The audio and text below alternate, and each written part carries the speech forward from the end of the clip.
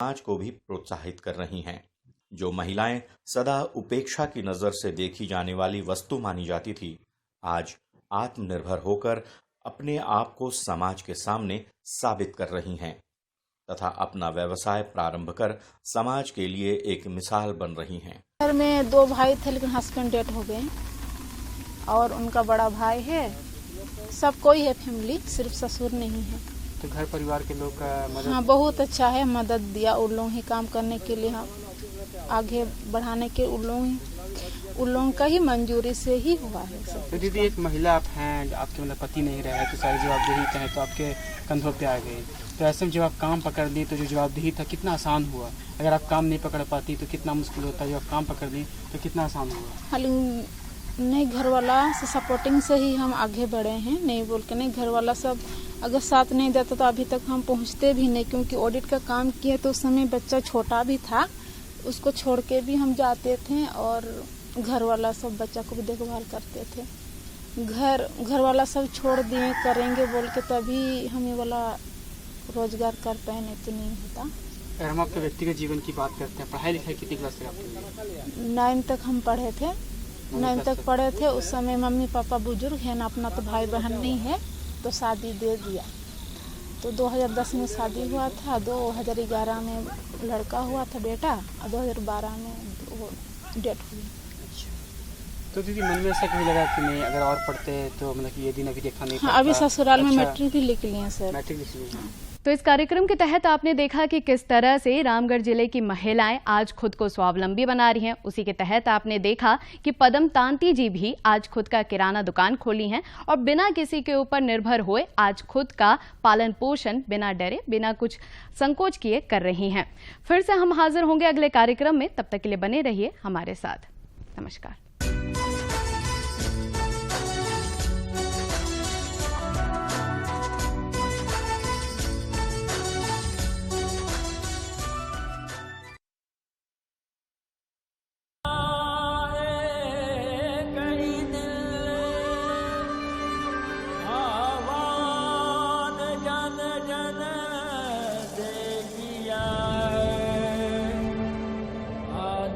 बदलो बदलेगा देश सबसे पहले।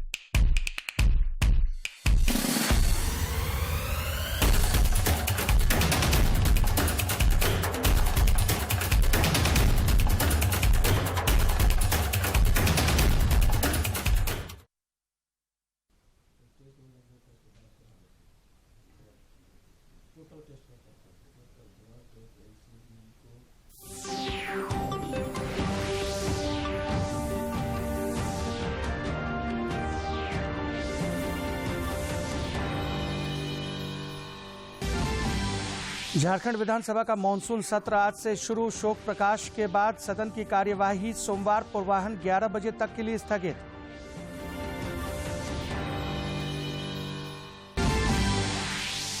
झारखंड में पिछले 24 घंटे के दौरान कोविड के 28 नए संक्रमित मिले। 22 ने जीती कोविड से जंग। सक्रिय मरीजों की संख्या 143। जनजातीय मामलों के केंद्रीय मंत्री अर्जुन मुंडा ने आज सिमडेगा में एकलव्य आदर्श आवासीय विद्यालय का किया शिलान्यास। जन वितरण प्रणाली की दुकानों का किया निरीक्षण। और टोक्यो पैरालंपिक में भारतीय एथलीटों का शानदार प्रदर्शन जारी। पुरुषों की ऊंची कूद में प्रवीण कुमार ने जीता सिल्वर मेडल। राष्ट्रपति, प्रधानमंत्री और खेल मंत्री ने दी बधाई।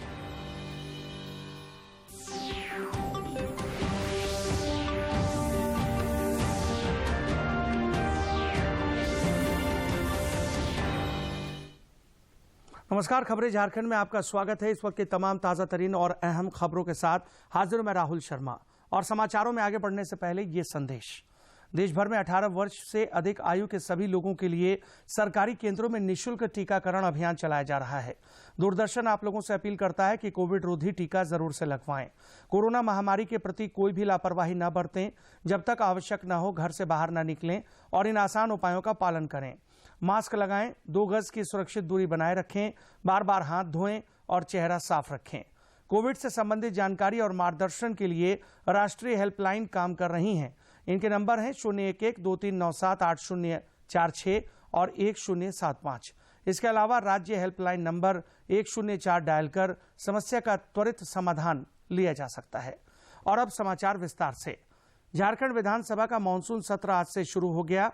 3 से 9 सितंबर तक चलने वाले इस सत्र में राज्य सरकार कई विधेयक पेश कर पारित करने की तैयारी में है। वहीं विपक्ष कई मुद्दों को लेकर सरकार को घेरने को तैयार है। सत्र के पहले दिन आज राज्यपाल रमेश बैस द्वारा प्रख्यापित अध्यादेशों की प्रमाणित प्रति को सभा पटल पर रखा गया। बाद में शोक प्रकाश के बाद सदन की कार्यवाही 6 सितंबर तक के लिए स्थगित कर दी गई। ने 1977, 1980, 1985, 2009 एवं 2017 में लिट्टीपाड़ा विधानसभा क्षेत्र का नेतृत्व किया। 1979, 1989 एवं 1991 में वे राजमहल लोकसभा से सांसद चुने गए। स्वर्गीय मारंडी कुशल राजनेता होने के साथ साथ स्थानीय लोगों के बीच काफी लोकप्रिय थे। कांग्रेस नेता और एकीकृत बिहार के पूर्व मंत्री बंदी उरांव का दिनांक 5 अप्रैल 2021 को निधन हो गया। स्वर्गीय उरांव वर्ष 1980, 1985 और 1990 एवं 1995 में सीसम विधानसभा क्षेत्र से विधायक निर्वाचित हुए। बिहार सरकार में योजना मंत्री होने के साथ ही केंद्रीय अनुसूचित जाति जनजाति आयोग के उपाध्यक्ष भी रहे। स्वर्गीय उरांव ने अखिल भारतीय आदिवासी विकास परिषद का गठन किया। स्वर्गीय बंदी उरांव आदिवासियों के अधिकारों के पैरोकार थे। राज्य के वरिष्ठ नेताओं में एक लक्ष्मण गिलवा का निधन दिनांक 28 अप्रैल 2021 को हो गया। इधर भाजपा विधायक बिरंची नारायण ने सत्र शुरू होने से पहले पत्रकारों से बातचीत में राज्य सरकार की स्थानीय और नियोजन नीति को लेकर कई सवाल उठाए।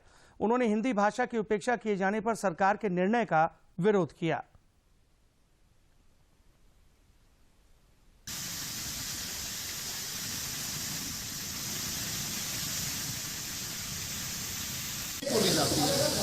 दुखद ये नहीं है, दुखद ये है कि क्षेत्रीय भाषा में आपने हिंदी तक को नहीं रखा। इसलिए मेरा मानना है कि सिर्फ और सिर्फ मुस्लिम तुष्टिकरण के लिए आपने उर्दू को इसमें शामिल कराया है। अब इसका अर्थ यही है कि आप क्वालिटी को तरजीह नहीं देना चाहते। अब उर्दू तो मदरसे में पढ़ाई जाती है, या तो आप हर स्कूल कॉलेज में अनिवार्य कर दीजिए उर्दू को। वहीं भाकपा माले विधायक विनोद कुमार सिंह ने भी राज्य में रिक्त पदों को भरने की मांग को लेकर विधानसभा के मुख्य द्वार पर प्रदर्शन किया।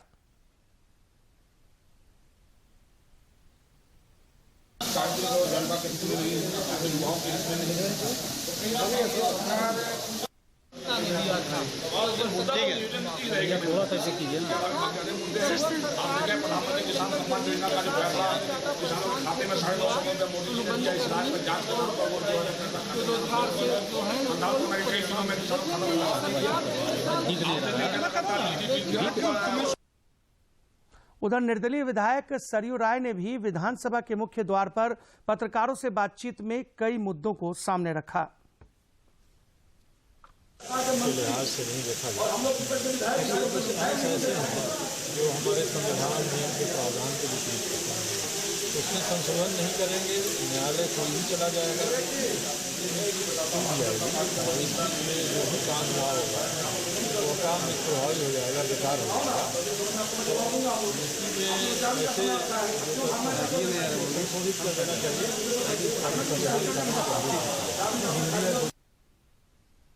इस बीच राज्य के पूर्व स्वास्थ्य मंत्री दिनेश साडंगी ने पूर्व विधायक के गंभीर बीमारी चिकित्सा प्रतिपूर्ति राशि में कटौती के विरोध में विधानसभा के मुख्य द्वार पर अनिश्चितकालीन धरना दिया। बाद में स्वास्थ्य कर्मियों ने उनके स्वास्थ्य की जांच की।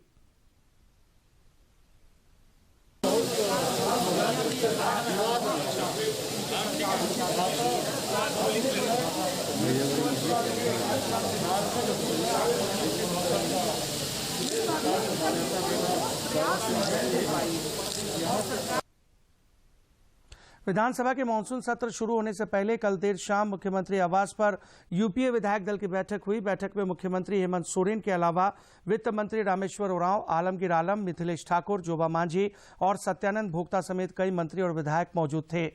बैठक में सत्र के दौरान पूछे गए सभी सवालों का सटीक जवाब देने के साथ ही सभी मंत्रियों को तैयार रहने के निर्देश दिए गए।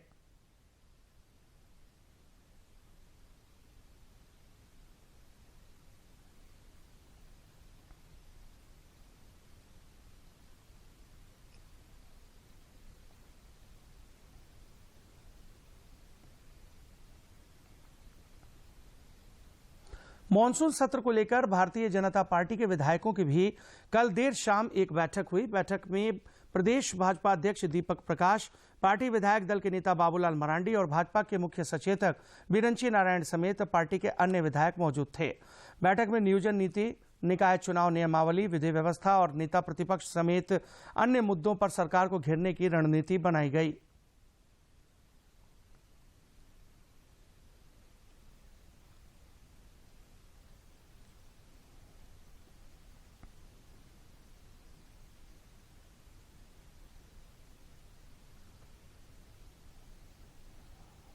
इधर कांग्रेस विधायक दल की बैठक में कई महत्वपूर्ण प्रस्ताव पारित किए गए। बैठक में शामिल प्रदेश कांग्रेस प्रभारी आरपीएन सिंह ने बताया कि पार्टी विधायकों ने यह निर्णय लिया है कि पिछड़ों को 27% आरक्षण दिए जाने से संबंधित प्रस्ताव इसी सत्र में पारित कराए जाने का प्रयास किया जाएगा। अध्यक्ष और वर्किंग प्रेसिडेंट्स को दी, उसके बाद बहुत महत्वपूर्ण निर्णय विधानमंडल दल ने लिए हैं, जिसमें से 3-4 प्राथमिकता इस विधानसभा सत्र में कांग्रेस पार्टी जो हमारे मैनिफेस्टो में भी रही है, उन 4 चीजों को लेकर बहुत हाउस में इसको स्वीकृत करवाने के लिए पूरा प्रयास करेगी और सरकार पे हमारे विधायक उस पे प्रयास करेंगे कि इसी सत्र में पास हो। देश में पिछले 24 घंटे में कोरोना संक्रमण के 45,352 नए मामले सामने आए, जबकि 34,791 लोगों ने कोरोना को मात देकर जिंदगी की जंग जीती है।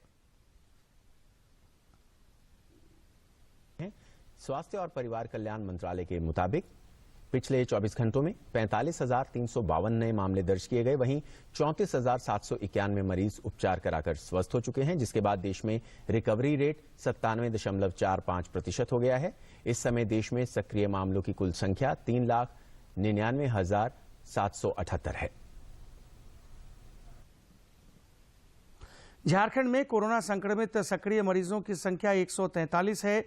वहीं पिछले 24 घंटों के दौरान राज्य में 28 नए संक्रमित मिले और 22 लोग कोरोना मुक्त होकर घरों को वापस लौट गए। कुल मिलाकर नए संक्रमितों में रांची से 13, जामताड़ा से 6, बोकारो, पूर्वी सिंहभूम और पश्चिमी सिंहभूम से 2-2, चतरा, धनबाद और साहिबगंज जिले से 1-1 मरीज शामिल हैं। वहीं राज्य के 16 जिलों में कोरोना संक्रमण के एक भी मामले सामने नहीं आए हैं। स्वास्थ्य विभाग के अनुसार राज्य में स्वस्थ होने की दर 98.48% है। दुनिया के सबसे बड़े टीकाकरण अभियान में भारत नित नए कीर्तिमान गढ़ रहा है। केंद्रीय स्वास्थ्य मंत्रालय के आंकड़ों के मुताबिक देश में अब तक 67 करोड़ से ज्यादा लोगों को कोविड रोधी टीके लगाए जा चुके हैं। में अब तक 67 करोड़ 9 लाख हजार से ज्यादा कोविड टीके लगाए गए हैं। वहीं पिछले 24 घंटों में 74,84,000 से अधिक टीके लगाए गए। कोरोना के खिलाफ टीकाकरण अभियान में भारत तेजी से आगे बढ़ रहा है। इधर झारखंड में भी टीकाकरण अभियान सफलतापूर्वक संचालित हो रहा है। कोरोना टीकाकरण अभियान के तहत कल 1,37,000 से अधिक लोगों को कोविड रोधी टीके की डोज दी गई। इनमें से 1,01,887 लोगों को टीके की पहली और 35,114 लोगों को दूसरी डोज दी गई।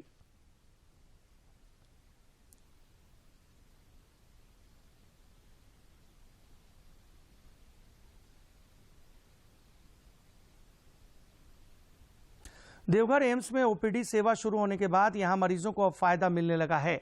दूरदराज के क्षेत्रों से अब काफी संख्या में मरीज यहां इलाज के लिए पहुंच रहे हैं। अब यहां हर रोज 400 मरीजों को देखने की व्यवस्था की जा रही है।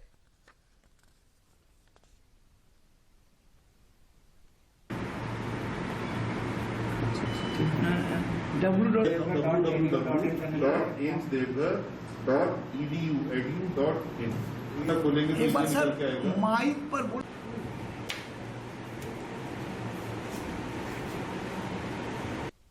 स्थिति को देखते हुए पहले एक 200 मरीजों की संख्या निर्धारित की थी, लेकिन लोगों की ज़रूरत को देखते हुए और यहाँ के जो चिकित्सा सुविधाओं की कमी को पूरा करते हुए और हमारे चिकित्साधीश साहब ने इसको देखा कि भीड़ बहुत ज़्यादा हो जाती है, तो हम लोग उसको थोड़ा संख्या बढ़ाने की प्रयत्न कर रहे हैं। तो कल से 200 नए मरीज पंजीकृत होंगे, अधिकतम 100 मरीज पुराने मरीज देखे जाएंगे जो पहले दिखा चुके हैं या वो जांच करा के अपनी रिपोर्ट लेके अब डॉक्टर से संपर्क करना चाहते हैं। इसके अलावा एक भीड़ को देखते हुए कल सुबह से आज शाम से ये सुचारू हो जाएगा। आप ऑनलाइन पंजीकरण करा सकते हैं। अधिकतम 100 मरीज ऑनलाइन पंजीकृत होंगे। समाचारों का सिलसिला जारी रहेगा, लेकिन इस विराम के बाद। आज हमारा झारखंड राज्य कोरोना संक्रमण की विपदा से संघर्ष कर रहा है, लेकिन कोई भी विपदा कितनी भी बड़ी क्यों ना हो, सम्मिलित प्रयास से पराजित की जा सकती है। सरकार ने सभी सुरक्षा मानकों का ध्यान रखकर आपके लिए टीकाकरण की शुरुआत की है। आप स्वयं कोविड का टीका लगवाएं और दूसरों को भी इसके लिए प्रेरित करें। जोहार।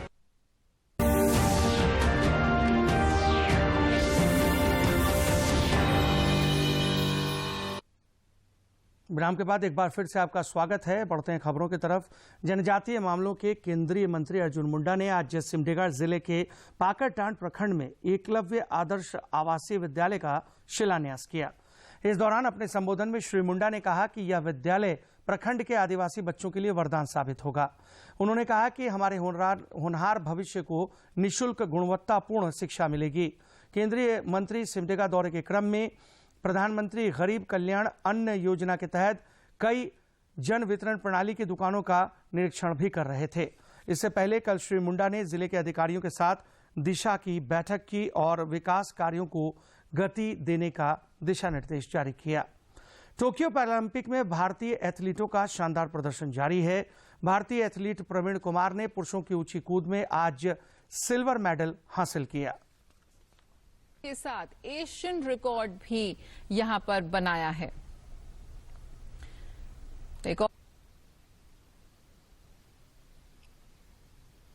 राष्ट्रपति रामनाथ कोविंद ने भारतीय एथलीट प्रवीण कुमार को ऊंची कूद में सिल्वर मेडल जीतने पर ट्वीट कर बधाई दी है।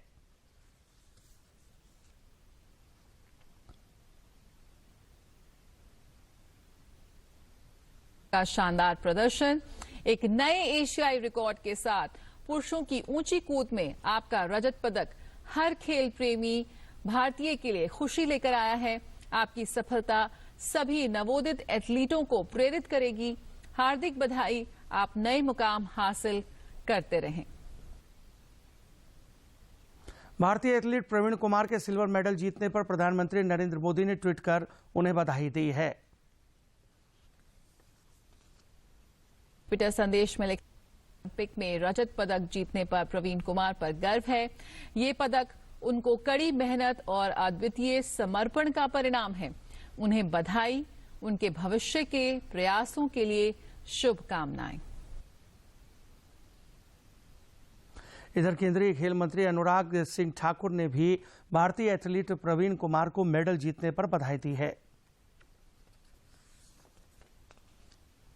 कहा कि टोक्यो पैरालंपिक में प्रवीण कुमार ने प्रदर्शन करते हुए भारत के लिए रजत पदक जीता है। 2.07 मीटर की ऊंची कूद के साथ बनाया है नया एशियन रिकॉर्ड।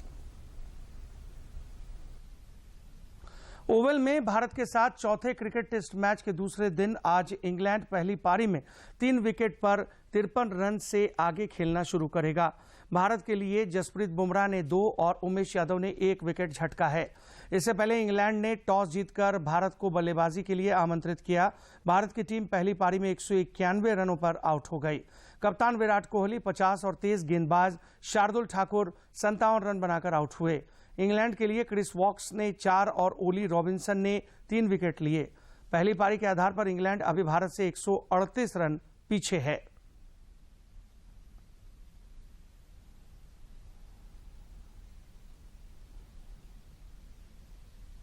आजादी का अमृत महोत्सव पर देश गुमनाम क्रांतिकारियों को याद कर रहा है।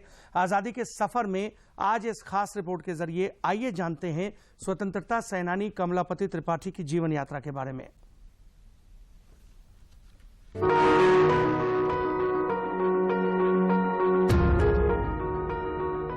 आज की कड़ी में हम बात करेंगे प्रसिद्ध स्वाधीनता सेनानी और जाने माने गांधीवादी नेता कमलापति त्रिपाठी की। इनका जन्म 3 सितंबर 1905 को हुआ था।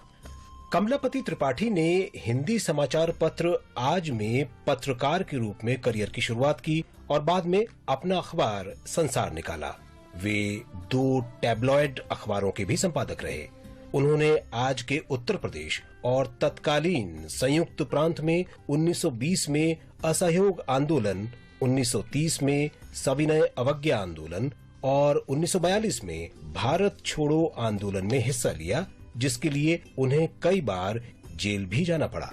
कमलापति त्रिपाठी को संयुक्त प्रांत से संविधान सभा के लिए चुना गया और उन्होंने भारत के संविधान का मसौदा तैयार करने में महत्वपूर्ण भूमिका निभाई। वे इंडिया दैट इज भारत को संशोधित करने को लेकर दिए अपने भाषण के लिए बहुत प्रसिद्ध हुए। उनका कहना था कि अच्छा होता यदि संविधान सभा देश की प्रतिष्ठा और परंपरा के अनुरूप इस वाक्य को संशोधित करती। स्वतंत्रता के बाद कमलापति त्रिपाठी ने राज्य सरकार में विभिन्न पदों पर कार्य किया। वे 1969 में उत्तर प्रदेश के उप मुख्यमंत्री और 1971 में मुख्यमंत्री बने। उनका कार्यकाल 2 साल तक ही चला। उसके बाद वो 2 बार रेल मंत्री भी रहे। त्रिपाठी बेहद विनम्र, प्रतिष्ठित और सिद्धांतवादी राजनेता थे। पत्रकारिता और हिंदी के लिए पूरी तरह प्रतिबद्ध और समर्पित। वे पत्रकारिता को स्नातक और स्नातकोत्तर स्तर पर पाठ्यक्रम में शामिल करने के पक्षधर थे। 1945 में महात्मा गांधी काशी विद्यापीठ में पत्रकारिता और जनसंचार विभाग की स्थापना उन्होंने ही की थी। वे 1947 से 1948 तक हिंदी साहित्य सम्मेलन के अध्यक्ष भी रहे। बापू और भारत, बापू और मानवता तथा फ्रीडम मूवमेंट एंड आफ्टरवर्ड सहित कमलापति के महत्वपूर्ण कार्य इस बात का प्रमाण है कि उन्हें गांधी जी से कितना अधिक प्रेम था। पंडित कमलापति सभी के लिए प्रेरणा स्रोत और मार्गदर्शक थे।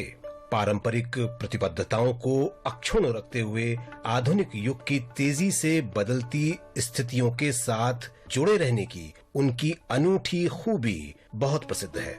उनका व्यक्तित्व धार्मिक विश्वासों और धर्मनिरपेक्षता का संतुलन और संगम था। वे जन नेता थे और जाति या धर्म पर विचार किए बिना सबके साथ समान व्यवहार करने पर विश्वास रखते थे। सच्चे राष्ट्रवादी, सिद्धांतवादी नेता, विकास पुरुष और जनोन्मुखी राजनेता के रूप में उन्हें सदैव याद किया जाएगा।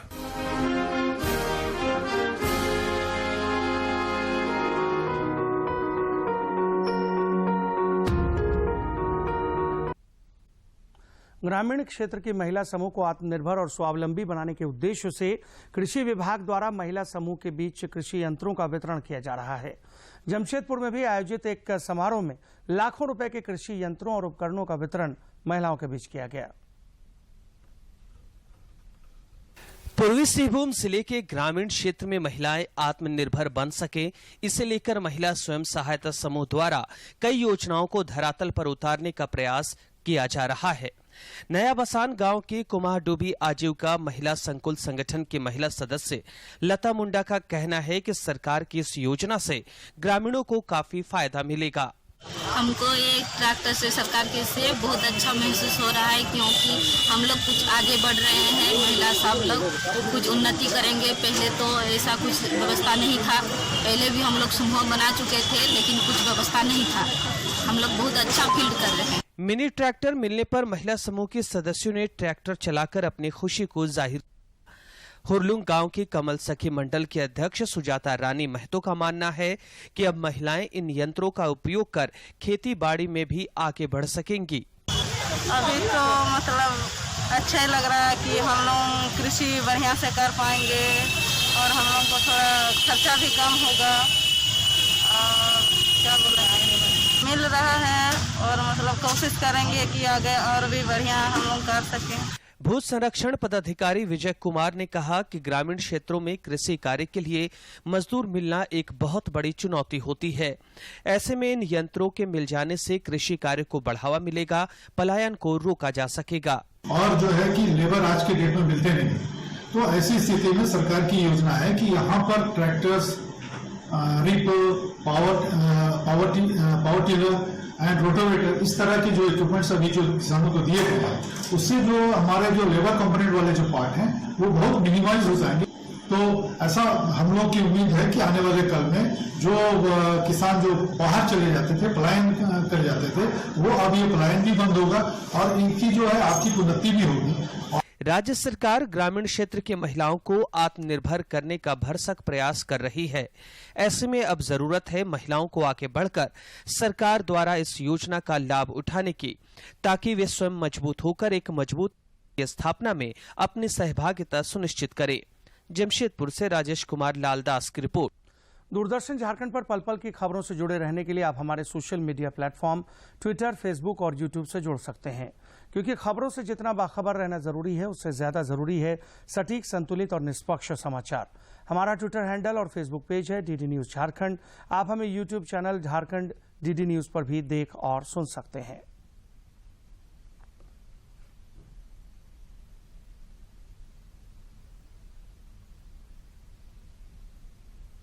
इसी के साथ इस बुलेटिन में फिलहाल इतना ही। दीजिए इजाजत, लेकिन चलते चलते एक नजर अब तक की सुर्खियों पर।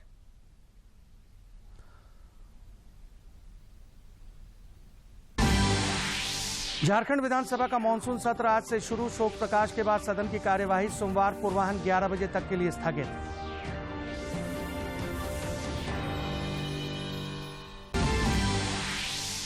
झारखंड में पिछले 24 घंटे के दौरान कोविड के 28 नए संक्रमित मिले। 22 ने जीती कोविड से जंग। सक्रिय मरीजों की संख्या 143। जनजातीय मामलों के केंद्रीय मंत्री अर्जुन मुंडा ने आज सिमडेगा में एकलव्य आदर्श आवासीय विद्यालय का किया शिलान्यास। जन वितरण प्रणाली की दुकानों का किया निरीक्षण।